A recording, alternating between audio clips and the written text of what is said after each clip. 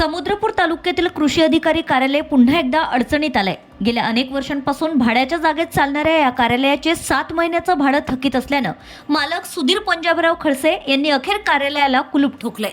घरभाड्याने मिळाल्याबाबत प्रशासनाला वारंवार इशारे देऊनही आर्थिक तफावत दूर करण्यासाठी कोणतेही ठोस कारवाई न झाल्याने हा कठोर निर्णय घेतल्याचं मालकांनी सांगितलंय। प्रशासनाकडून तोडगा निघेपर्यंत कार्यालय पुन्हा उघडणार नसल्याची ठाम भूमिका त्यांनी स्पष्ट केली।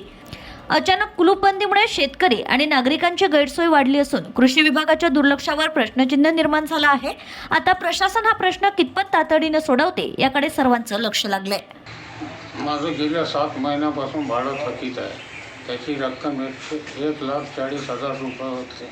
मी गेल्या 2 महिन्यापासून ऑफिसमध्ये चक्रा मारत आहोत। ऑफिसवाले उडवाउडवीचे उत्तर देत आहे। माझं वय 82 असून माझं उपजीविकेचं साधन हेच आहे। त्याच्यामुळं आज माझी प्रकृती खराब असल्यामुळे मला दवाखान्यात जाण्याची नितांत गरज आहे। त्याच्यामुळं पैसे गरजेचे आहे। त्याच्यामुळं नाइलाजानं ताला लावावा लागला। मी 4 तारखेला याबाबत आमदार, खासदार आणि तालुका अधिकारी, जिल्हा कार्यालय, तहसीलदार, पोलीस स्टेशन यांना पत्राद्वारे कळविले होते, तरी आज तारखेपर्यंत मला 5ही पैसे मिळाले नाही।